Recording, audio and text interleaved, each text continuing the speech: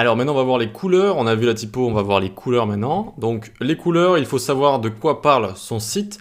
Je vous ai mis ici par exemple le rouge, ça représente le sport, le danger, la violence, la rapidité, la compétition par exemple. Le noir, ça peut être mystérieux, sophistiqué, le pouvoir. Le bleu ici, c'est la paix, la confiance, la tranquillité. Le vert, nature, vie, croissance. Et le blanc, espoir, simplicité. Alors, c'est un petit peu simpliste écrit comme ça, mais ça va être vraiment de quoi parle votre site psychologiquement. Est-ce que ça va être un site pour apprendre? Est-ce que ça va être un site pour se pousser à bout, pour avoir des challenges, etc. Et tout simplement, vous allez choisir vos couleurs en fonction de ça. Si c'est un site pour, je sais pas moi, vendre des couches pour bébés, vous avez des bébés tout mignons, vous n'allez pas peut-être mettre du rouge partout, hyper agressif. Vous voyez, ce genre de choses. Donc, les marques l'ont bien compris et elles le font également, d'accord? Donc, toutes les marques que vous voyez, elles ont un code couleur, donc elles construisent leur branding, et même toutes les marques de manière générale, elles ont leur couleur. Par exemple, Firefox ici, il a le bleu et le orange comme ça, ok? Et c'est plus ou moins la même chose avec toutes les marques. Vous voyez, par exemple, Wikipédia, Apple, c'est plus gris, noir, ça va faire du calme et du neutre, et tout ce qui est Coca, Lego, le symbole des Rolling Stones, etc. Ça va être en rouge comme ça va être un petit peu plus énervé. Vous allez me dire Coca, c'est pas très énervé, mais si ils veulent toucher la jeunesse, etc. Et c'est ce qui est écrit ici, useful, bold, c'est pour ça qu'ils font ce genre de choses. Ok pour ça. Ensuite donc, on va choisir une palette de couleurs, c'est ça l'étape pour construire un site, c'est-à-dire on choisit une typo, on choisit une palette de couleurs, et cette palette, on va la créer, et je vais vous montrer comment en créer une avec des outils super sympas qui se trouvent gratuitement sur internet par exemple. Donc on y va. Alors ici pour commencer on va avoir par exemple Cool Horse comme ça, Cool Horse comme Colors mais avec un O en plus parce que c'est cool. Et donc ici ça va nous permettre de créer des schemes, c'est-à-dire des schémas en anglais, des palettes de couleurs. Alors là mon ordi est en train de planter, non c'est bon? C'est bon, ok. Je sais pas ce qui se passe, peut-être parce que je suis en train de record l'écran. Donc on fait Start the Generator ici, hop, et donc on va avoir un générateur qui va nous permettre de créer comme ça différentes palettes. Alors ça rame un peu, mais ça devrait être plus rapide chez vous. Et donc ici, vous voyez, donc ça nous met une palette de base avec la couleur en hexadécimal après. Et là, si on n'est pas content, on appuie sur espace, hop, et ça nous fait une nouvelle palette, hop, vous voyez que ça nous fait comme ça à chaque fois des couleurs qui vont bien ensemble. Vous allez me dire, mais comment on sait que les couleurs vont bien ensemble?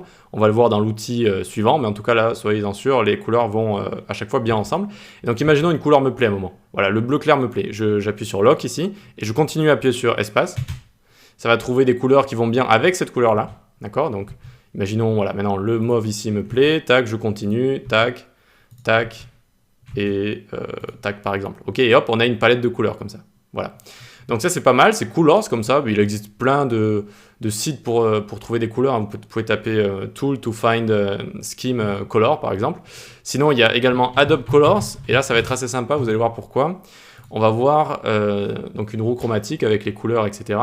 Et puis on va pouvoir choisir les couleurs qu'on veut suivant du monochrome, une triade, complémentaire, composite, etc. Donc regardez, là on a des couleurs semblables, donc ça nous donne une palette semblable. Imaginons là par exemple j'ai un site sur la nature ou sur la savane, et ben voilà on a des couleurs qui font un petit peu raccord avec tout ça. Sinon on a monochrome également, là ça va être vraiment sur la même couleur mais avec des nuances différentes. On a la triade, ça va être des couleurs qui vont bien ensemble suivant le principe de la triade où on va mélanger 3 couleurs comme ça. Et là, ce qu'il y a de bien, c'est que vous pouvez bouger les éléments comme ça. Et ça va vous faire toujours une triade comme ça. Vous voyez, hop, par exemple comme ça. Ok? Et vous pouvez changer les couleurs à la main ici également. Je mets F1, F1, F1. Tac. Alors, sachant que c'est du blanc ici, c'est peut-être pas très malin de ma part. FF 0, 0, 0 comme ça. Voilà, du jaune. Et bref, ça nous donne autre chose, d'accord?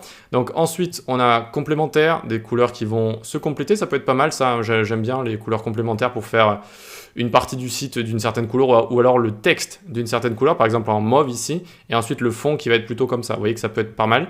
Voilà, ensuite on a carré juste ici, c'est un petit peu comme la triade, mais pour choisir des couleurs selon un carré comme ça, composite, nuance d'une certaine couleur, hop, et voilà, donc Adobe Color qui est pas mal pour trouver des palettes comme ça, suivant des styles de couleurs comme ça qu'on peut rassembler ensemble et qui vont bien ensemble. Ensuite, comme je vous le dis avec les typos, c'est vraiment, il faut s'inspirer. Je vous invite vraiment à aller sur Dribbble et comment ça s'appelle, Behance par exemple. Hop, comme je vous ai montré dans les vidéos précédentes. Et regardez un petit peu ce qui se passe, quelles couleurs ils sont assemblées. D'accord? Qu'est-ce qui va bien ensemble? Habituez vos yeux en fait au beau à qu'est-ce qui va bien. Ah là, ça fonctionne bien. Pourquoi ça fonctionne bien? Qu'est-ce qui a été utilisé? Ok? Et donc, n'hésitez pas à regarder. Alors ici, vous pouvez taper web design par exemple. Donc là, on est sur Behance. Ça montre plus du design de manière générale que du web design, si je dis pas de bêtises. Mais tapons quand même web design et vous pouvez regarder un petit peu. Voilà, là, on a du noir un petit peu sombre avec du blanc. Ça fonctionne bien.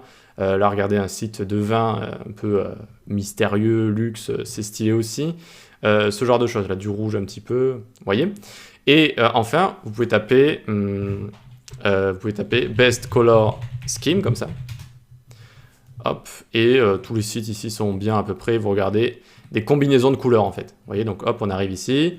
Par exemple, là, elle a fait un article sur 50 Gorgeous Color Scheme. Très bien, super. On descend et vous voyez qu'on a des petites images ici, avec à chaque fois la couleur en hexadécimal. Et donc, on peut voir un petit peu ce qui se passe. C'est pas mal, ça permet de s'inspirer. C'est assez sympa. Donc, je vous invite à faire ça quand vous voulez créer un site.